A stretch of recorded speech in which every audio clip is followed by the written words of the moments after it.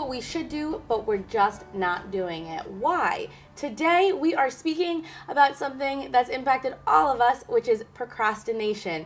You want to finish that website, that book, that resume, and you find that you keep putting it off. Well, today we are putting an end to that. We are speaking to tapping expert Carol Look from attractingabundance.com. She has an incredibly successful new book on Kindle called How to Stop Feeling Lazy. And we are here today. We're going to do some tapping on procrastination. Carol, thank you for being with us. Thank you, Jess. So let's talk about procrastination. Why is it something that so many of us struggle with? Well, and I certainly struggled with it a lot. Procrastination solves a problem for us, and we tend not to look at it from that angle. We end up being mad at ourselves, or we beat ourselves up, when the truth is we wouldn't procrastinate unless it did something for us. It's serving us. And once we find out how it's serving us, then we can address it with the tapping and clear it.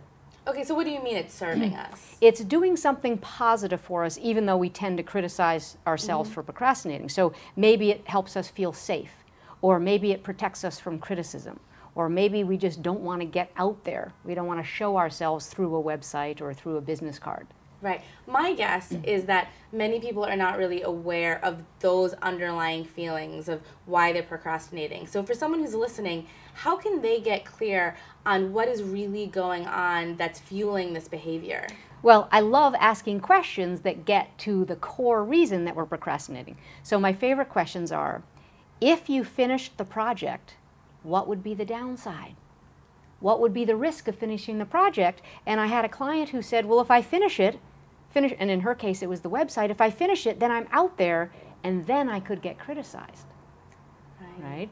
I had another client who was actually so afraid of getting her business cards done because she knew it would bring in a lot of business. She's very successful already, but getting the business cards and the brochures done for her business would take her over the top. And she was afraid of other people's jealousy. So when I asked her, what's the downside of getting this project, in this case her cards done, she was like, then I'd be so successful, I wouldn't know what to do and people might be upset with me.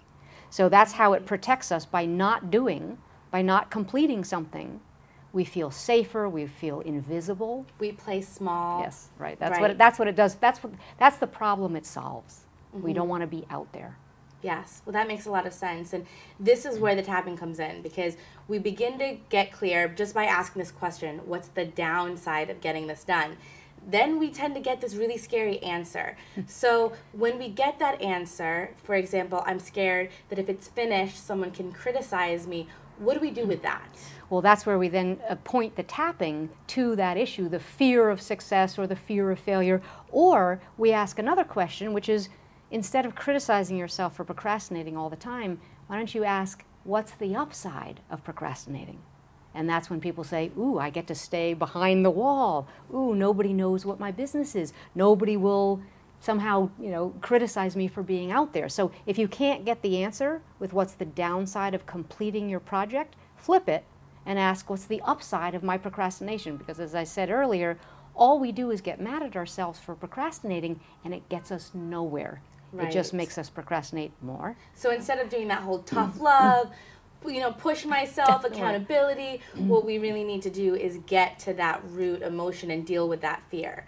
So, okay, so you're saying that it's about safety. I know that you have a great book all about this where people can learn more in detail, but can we do some tapping now, and everybody can tap along with us, with that feeling of, if I finish this project, then people can look at it and criticize me. And I don't know if you want to we can do general tapping, you can do an example from a client. Let's do fear of being criticized, right? So the upside to procrastinating is no one can then say something that's negative, nobody can judge it, and the downside of getting the project out there is, oops, once it's out there, I'm in trouble. Right. All right, so I'm going to tap along with you. Yes. Everyone that is watching this, tap along, have this experience with us. Now, as you know, of course, with tapping, what we would do is choose the target, and in this case, our target is, I'm afraid to be criticized. So if you're procrastinating on something, you would think of the project being complete, because that would trigger you. right? That would make you upset and have the fear come up, and that's how we get a number, 0 to 10. Right. So this is what's so great about tapping is, yes, the basic algorithm is simple, but there's all these little techniques. It's not about saying, even though I'm procrastinating, though you might get some results, really the key is to figure out what's making that habit happen. So that in itself in this video, I think is going to be a big aha moment for many people. It's only the emotions that matter. Yeah. So the behavior of procrastinating, if you tap on that, you'll go around in circles and not really land on what the real issue is. All right. So our target is, I'm afraid to be criticized, right? So think of the project that you don't want to complete because of that reason. Okay. Okay, or you're delaying, avoiding, right? And then feeling lazy about, of course, and feeling mad at yourself about. And we start tapping. So and get a number, if you can, the fear. Okay. So karate chop point as usual.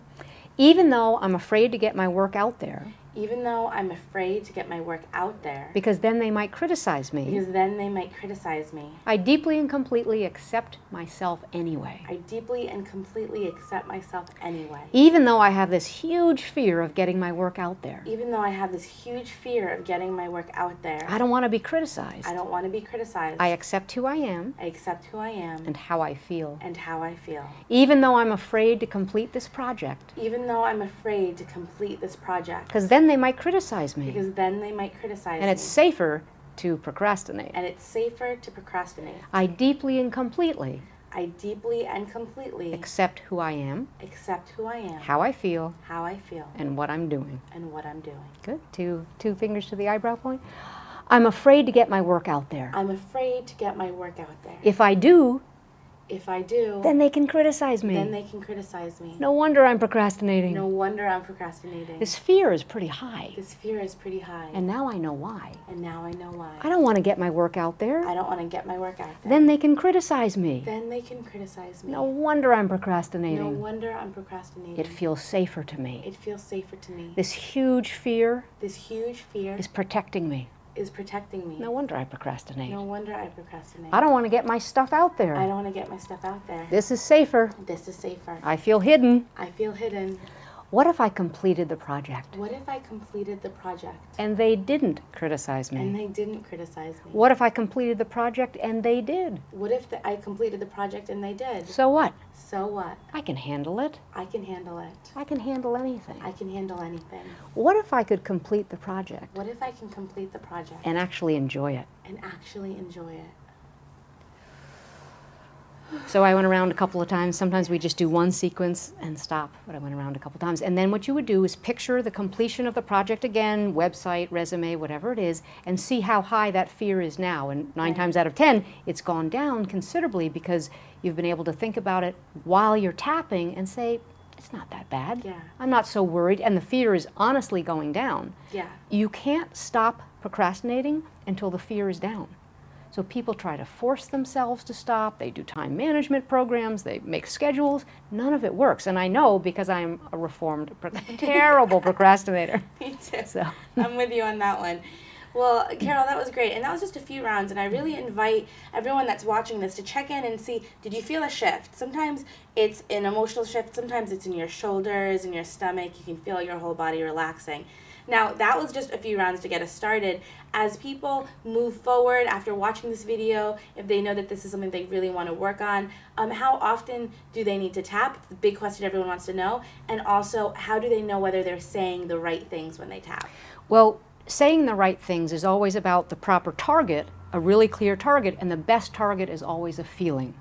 Okay. So with procrastination, you're afraid to get out there, you're afraid to be criticized, you're worried about someone's reaction to your project, right? Those are the main feelings, the emotions. You feel safer when you're hidden, so you might feel unsafe if you're exposed, right? So the feelings are the best targets. And how often I would take each issue or project that, let's say you're procrastinating cleaning up a room at home, and you have a website that you're not doing, and you have a letter you're not writing, whatever it is. I would take each project, right? Measure how high the fear is. Ooh, I don't want to get it out there, and this is why. Do the tapping on it until it's 0. Then you'll write the letter. Then you'll complete your brochures. Then you'll do your business cards. But you won't if the fear is even 4 or 5 or higher, you're not going to do it. So then you might get to 0, so as long as it takes 2 rounds, 3 rounds, 4 rounds, then you go to the next project that you want to work on. So let's say you clear something in your home that you're not doing, that you keep not doing and not getting to. Clear that, see what happens behaviorally. But if you don't target the emotion, nothing's going to change. That makes a lot of sense. And then how often do you find that someone needs to tap for them to start seeing the results? Well, on one particular project, they usually can clear what's going on with that project. If it comes up again, you tap again. I tap and get people down to a 2 or a 1. You don't have to get to a 0. If you're at a 2 with that fear of being, let's say, being exposed with your work, whatever it is, then you're going to change your behavior dramatically. Yes. Right? But you can't change at a 4, 5, or 6. You're not going to do it. So get it down as low as you can, measure it again, imagine that the project is completed, and then look at your behavior, see what changes. And sometimes maybe another little angle could come up. You were worried about one person criticizing you, but you didn't think about a group of friends that might be upset with you, so you might have a couple of angles to it. That's a really interesting point, because many people, they'll tap on one thing, it'll go down, something else will come up and they'll say, oh, it didn't work. Right. But it's really about tapping on a completely different aspect. And that's why it's so important to choose your target very carefully. What are you worried about? I'm worried about my mother or father criticizing me. I'm worried about my roommate. Be very, very clear, and then you know if that goes to a 2, now you've got to work on your business partner or something else. Somebody else that you're afraid of, something else that you're afraid of exposing about your work. Well, Carol, this has been a fascinating conversation. I know you wrote an entire book on this, which has been a huge success, so congratulations. Thank you. Thank you. And for all of you who are watching, I hope that you are tapping along. Comment below on your experience and maybe share with us, what is the downside of getting that project done, or what's the upside of procrastinating? If you comment below, you will get a chance to win a signed copy of Carol's book. Carol, once again, thank you. Thank you, Jess.